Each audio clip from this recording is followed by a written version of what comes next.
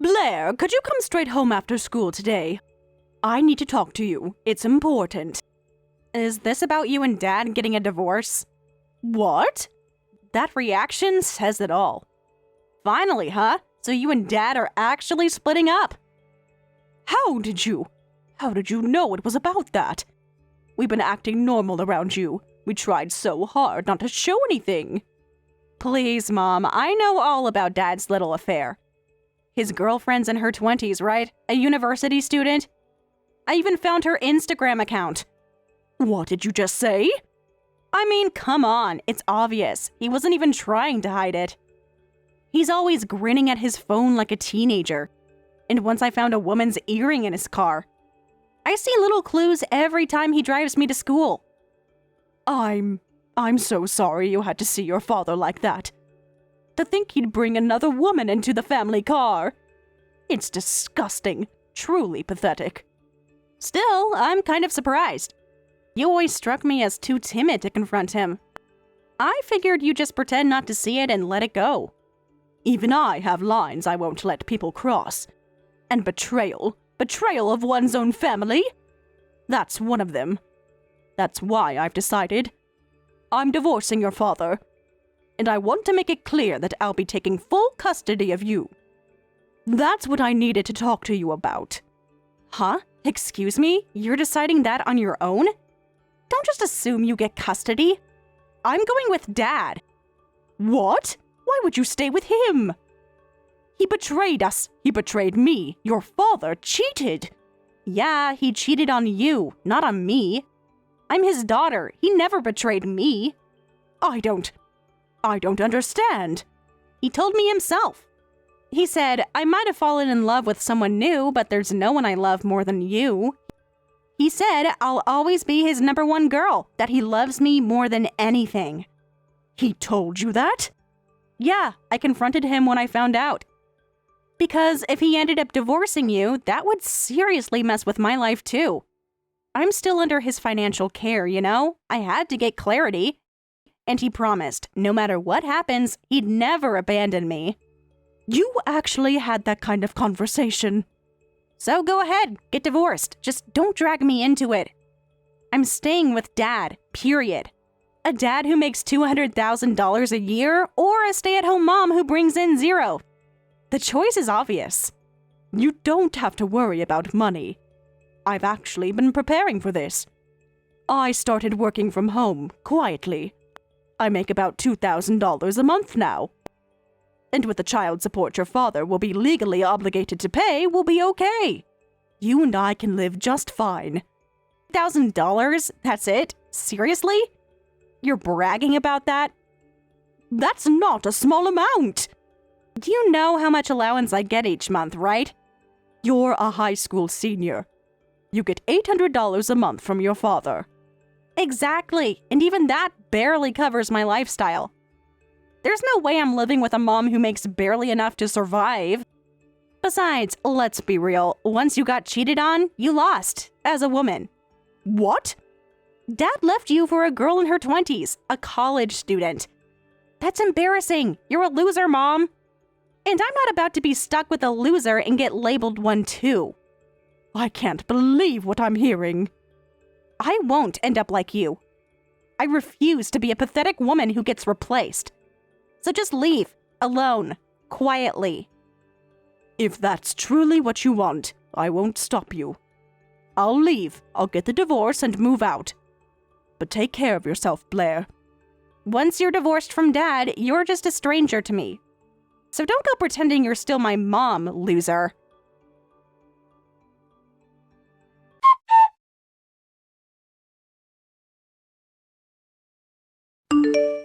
Yoo-hoo! How's your miserable divorced life going? Heard from Dad that you're holed up in some dingy little apartment. So sad. It's more than enough for someone living alone. Honestly, it's quiet, peaceful, just what I needed. Oh, please. If you hadn't gotten divorced, you'd still be living it up in that luxury high-rise in New York. But look at you now. One bad decision, and you're down in the gutters. Seriously, I'm so glad I didn't go with you.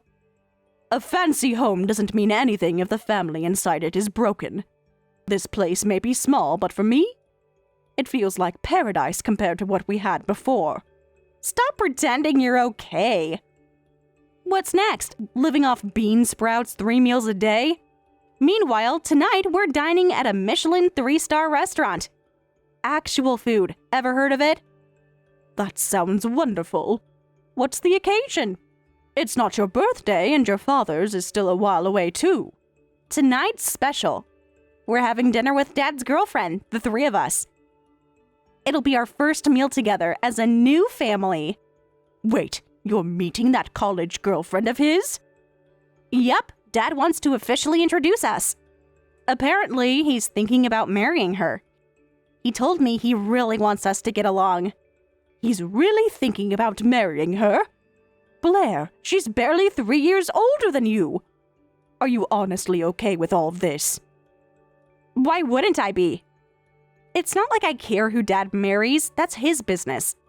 I'm just excited about the restaurant. Nobody in my friend group has ever been to a place like that. Can't wait to post all the pics on Insta. It's gonna blow up. Well, I hope it turns out to be a lovely evening for you. Oh, it will be. You'll probably never set foot in a place like that for the rest of your life.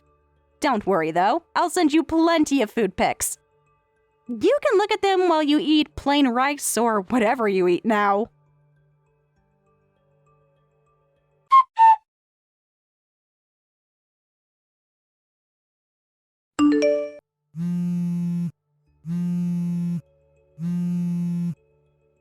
Mom, help me!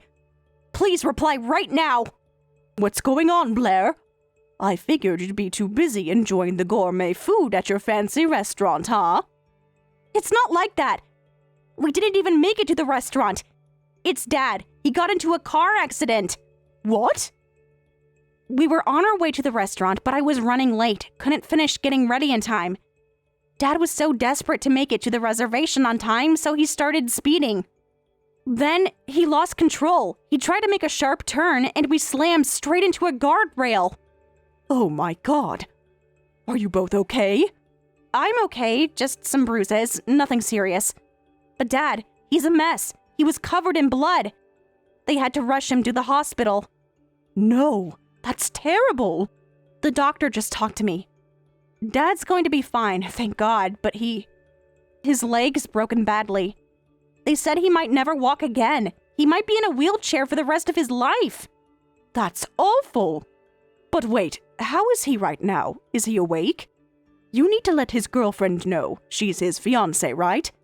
She should be there with him. I did let her know. But guess what? She turned her back on him. What? I immediately called her, told her about the accident, and asked her to come to the hospital. She said, "Good, this is perfect timing. I've been wanting to break up anyway. Goodbye." And then she blocked me, just like that. Wait, she said that? Yeah, she never cared about him. She was just messing around. She thought he'd never actually leave his wife. She told me it was disgusting to think she'd marry a guy 20 years older. Said she was only with him for fun. She ghosted him after everything that happened. So all of that was a lie. It was all just a game to her? Yeah. She didn't even want to meet me at the dinner. She said she had no interest in bonding with a kid. And now, with the accident, she's gone. She won't even pick up the phone. That's unbelievable. She's out of his life, and I'm stuck here, Mom. What do I do now? I can't handle this on my own. I can't deal with him being in a wheelchair, potentially needing care forever. And I'm so scared. I don't know how I'll survive this. I need you. Please, help me. Please, come to the hospital. I don't know what to do. You want me to come? What do you mean, you? You're my mom. You have to come. I'm completely alone here. I'm scared. I can't do this on my own. He's hurt. And I'm not okay either. I'm so overwhelmed, and I have no one else. Calm down, Blair. I'm not there right now, but you'll be fine. You said your injuries weren't serious, right? And your dad, they said he'll survive. You two will figure things out. Shut up, okay? I don't need some empty words right now. You're my mom. I need you here. You can't just leave me in this mess. Don't act like it's not your problem, too.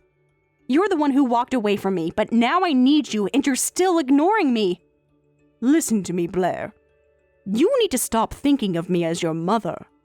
What? What are you talking about? You're still my mother. You can't just throw that away. I'm not your mother anymore. You made it clear when you said, when you get divorced, you're just a stranger to me. You'll never be my mom again. You said that, not me. That's why I'm not coming. Your father's alive, and you two will figure it out. You're not alone. You have each other. You'll handle the wheelchair, the injuries, everything. No, you can't just say that. You can't walk away now, not when Dad's hurt like this. You can't just throw everything away after everything we've been through. You are my mom. You should be here. You have to help. Blair, you know how this works. Once we got divorced, that was it. There's no more mom and daughter. We're both separate now, no matter what you think. But that means I'm on my own with Dad. You can't just leave us to deal with this. I'm just a teenager. I can't handle this. I don't know what to do. I'm not leaving you completely alone. You'll figure it out. You're strong. You're tougher than you think. I know it's hard, but you can handle this. No, you don't get to just pass me off like this. I need you, Mom. Please, please don't turn your back on me now. You said it yourself. When I divorced your father, I became a stranger. You said you didn't need me. So now I'm keeping my distance. I'm no longer your mother, and this is where I draw the line. But you're still my mom. I can't do this without you. Please just come. Help me. I can't face Dad like this. I can't face this alone. Goodbye, Blair. Take care of your father. You're all he has now.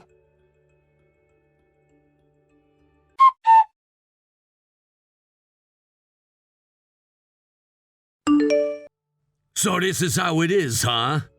You really just walked away, Miriam. Blair told me everything, every damn thing. You didn't even come to see me at the hospital, not once. You're surprisingly talkative for someone who was supposed to be on death's door. Guess that recovery's going better than expected, huh? Sending messages, throwing blame, miraculous. My arm's the only thing that's healing, all right? My legs are a mess, still in pain, still can't walk. Doctor said I might be stuck in a wheelchair for life. You hear that? For life! So obviously you need to come take care of me.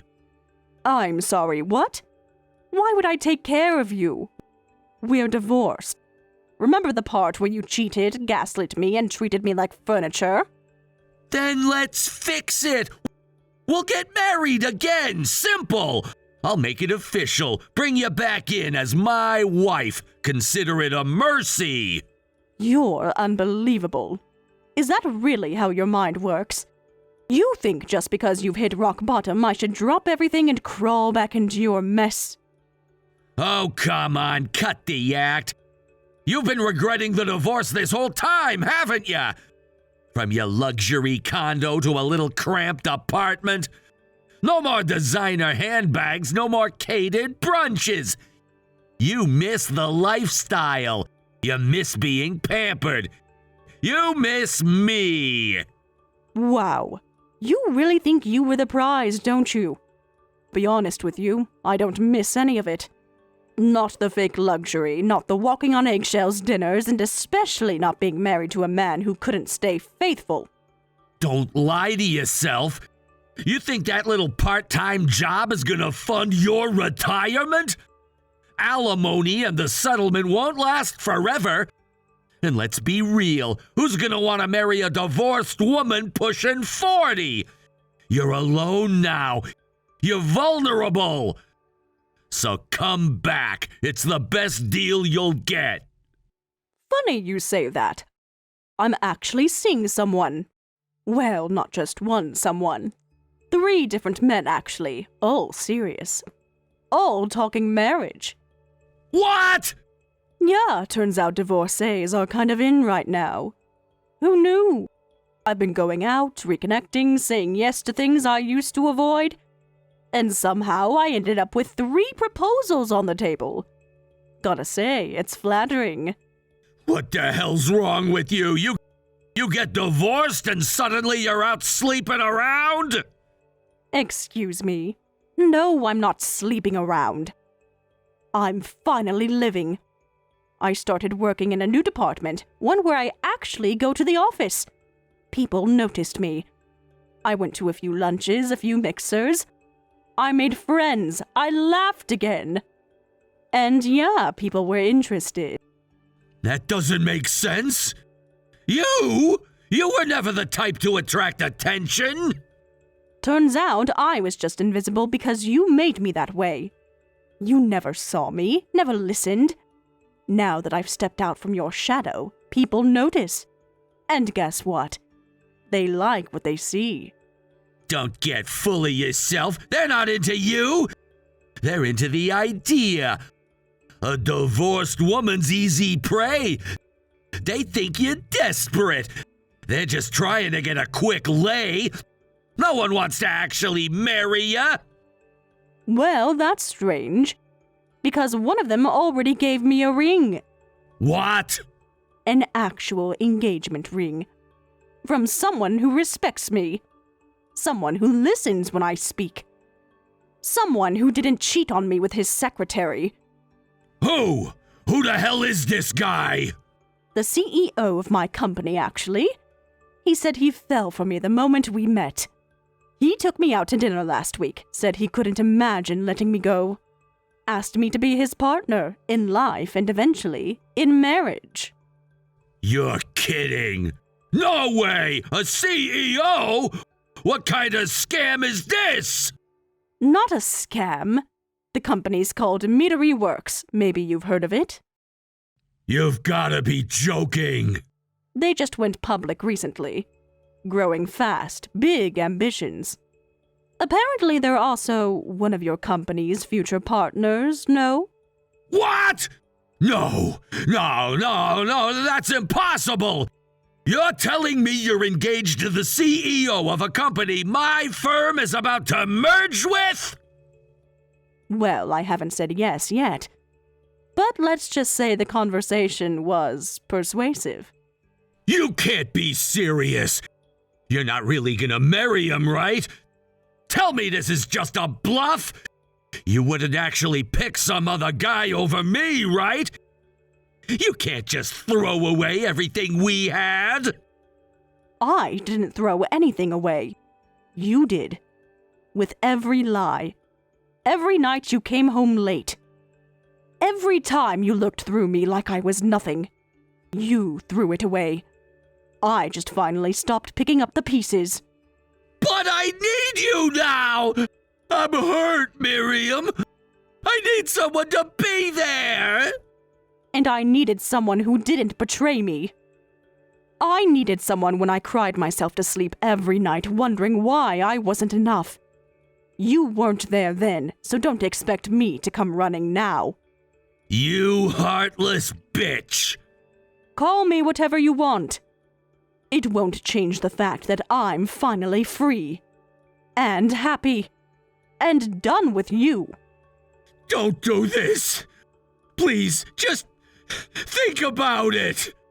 I did. And I choose me. Now, if you'll excuse me, I've got a date tonight. And no time to waste babysitting a broken man who only realized what he lost when he couldn't walk anymore.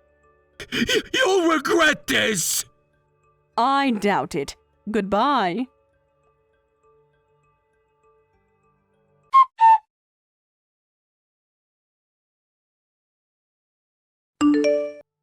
I heard, Mom. You're marrying the CEO, right? Slow down, Blair. We only started dating just yesterday. You're getting ahead of yourself. Marrying the CEO? Wow, Mom, that's amazing. I want to support you. So, can I come live with you? What? I'm sorry for choosing Dad back then during the divorce. I really wanted to stay with you, but I had to think about things like school and money. I thought it was the better choice. So I said all those cold things to push you away, but I've always wanted to be with you, Mom. I was just scared. But now I want to be with you. I really want to live with you, can I? You purposely pushed me away. You chose your father over me, Blair. After all the things you said. I'm really sorry. But you know me, right? You can't just ignore me now. You'll understand, right? You'll forgive me, won't you? And as a mom, you'd be thrilled, right, if your daughter wanted to live with you? Mom? Who are you talking about? I'm not your mom anymore. I've told you this before. I don't have a daughter. You can try to feed me all this flattery and pretend, but it won't work. I'm not taking you back. Why are you being so cold? I'm offering to live with you now, and you're just shutting me out? You were the one who walked away first. Remember when you said, "Don't ever act like my mother again"? I'm just doing what you asked. No! Please don't bring that up. It was just a dumb thing to say. I was hurt, but I never meant it. I was just being stupid. Was it really just a joke? I mean, you're the one who calculated your choices, even when you knew about your father's affair. You're not a little girl anymore. But I was only a teenager. I didn't understand.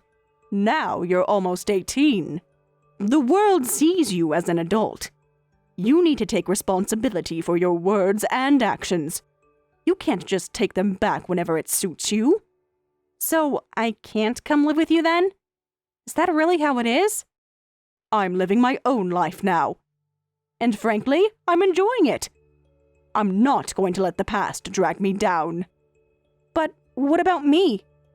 What am I supposed to do now? I'm at my limit. I don't want to take care of Dad anymore. I can't do it. He's a burden now. I don't want to be the one stuck with him.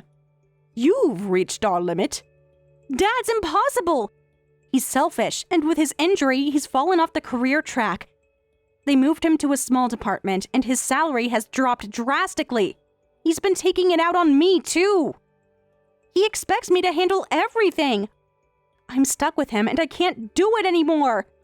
Well, calm down.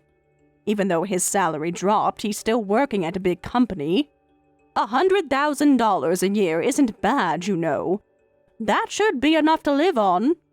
No, it's not enough. Dad said he's not giving me a single penny. Not for college, not for anything. He's saving every dime for his own retirement. He says I have to figure it out on my own. I'll have to work part-time just to get by. Wait, what? Yeah, that's what he said. He's really shaken up. When you didn't come back and then his mistress left him, he's lost everything and now he's in a wheelchair. He's scared. He said all his savings have to go into his retirement fund. That means I'm on my own with no help from him for college, no support. I'm supposed to figure it out alone. Wow, that's really something. It's awful. How can he do that to me? Well, to be honest, I have a lot of mixed feelings about it. But, like I said, I'm not your mother anymore. You decided that. So it's really not my problem anymore, is it? Wait, what? You can't mean that. You can't just walk away from me. I don't have to be responsible for you anymore. You made your choices. I didn't force you to pick your father. You did that yourself. You can't just expect me to open my arms to you after everything that's happened. Please don't say that. I made a mistake. I didn't know what I was doing back then. I was scared, but I want to fix it. Please, just give me another chance. The thing is, Blair, you are not a child anymore. You're almost an adult. And if you want to fix things, you need to start owning up to what you've said and done. You can't just come back now like nothing happened.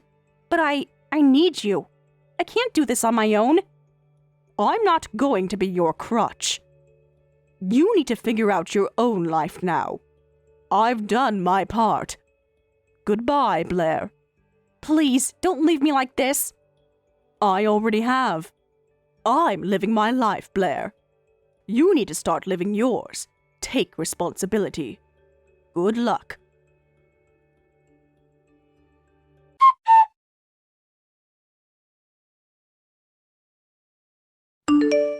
After that, I never received any further contact from my daughter, Blair.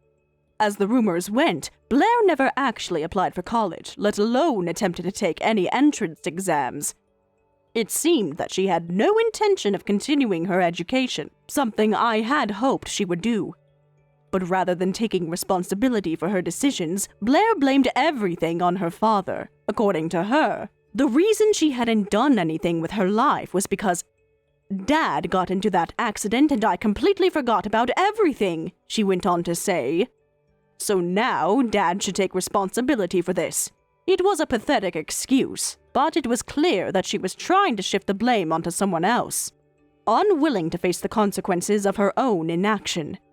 After graduating high school, Blair retreated into her own world and became a recluse. She gave up on any semblance of ambition and chose to live as a shut-in, an unemployed young adult who had no direction in life. Her father, Bob, also found himself in a difficult position after the accident. He now had to live in a wheelchair, which left him in no condition to oppose her choices. He was unable to assert any authority, especially with his condition limiting him so severely. As a result, he couldn't even force her to take on any kind of responsibility. Bob was struggling to take care of himself, let alone manage Blair's spiraling decline. Blair's lack of initiative became a heavy burden on both of them. Bob, despite his health issues, continued to work hard, trying to make ends meet. At the same time, he was searching for a new spouse, but the reality was, it was almost impossible for him to find someone willing to marry him under these circumstances. Who would want to take on a man in a wheelchair with a dependent daughter who had no interest in contributing to the household? The situation was grim, and it was only getting worse. Blair had no concept of what it meant to be responsible or self-sufficient. She refused to take accountability for her life choices and continued to use her father's accident as an excuse for her own failures. No one seemed able to break through to her, and she continued to live in her self-imposed prison of denial and laziness. Meanwhile, I had finally found some semblance of happiness. I had met a man, a wonderful man who happened to be the CEO of a company I worked with. Over time, our professional relationship had grown into something much deeper, and eventually, he proposed. We were married in a quiet ceremony. It was something I had longed for, a fresh start after everything that had happened. The relationship I had with my ex-husband and daughter had been incredibly draining, and for a long time, I had felt lost in the aftermath of it all. I had always hoped for some reconciliation or at least some acknowledgement of the wrongs that had been done, but instead, I had been left to pick up the pieces on my own. But now, I felt free. I had my own life back, and I was finally able to embrace happiness without the weight of guilt or the constant conflict that had defined so much of my past. The decision to marry my boss was something I had thought about carefully, and it felt like the right choice. Unlike the fractured family I had known, this marriage was based on mutual respect and understanding. We both worked hard in our respective careers, but there was no pressure on either of us to be anything other than who we were. It was a partnership of equals, and for the first time in a long while, I felt at peace. I also began to think about Blair's future, or lack thereof. She was stuck in a cycle of self-pity and stagnation, refusing to acknowledge how much she was capable of achieving if she simply tried. Her refusal to take any responsibility for her life had prevented her from growing, and I feared it would continue to drag her down. I couldn't change her, though. All I could do was let her make her own choices, however misguided they were. Still, there was a sense of finality in the way things had ended. I had done all I could to help Blair, but in the end, she had chosen to retreat from the world rather than face it head-on. Perhaps someday, she would come to realize the opportunities she had wasted. Perhaps she would make the decision to take responsibility for her own actions and change her life. But for now, I knew I had to let her go. As for me, I was finally looking forward to a new chapter in my life. I had learned from the past. And I was determined not to repeat the same mistakes. With my new husband, I felt ready to embrace the future, one that would hopefully be full of love, understanding, and success. It wasn't going to be easy, but I had the strength to face whatever came my way.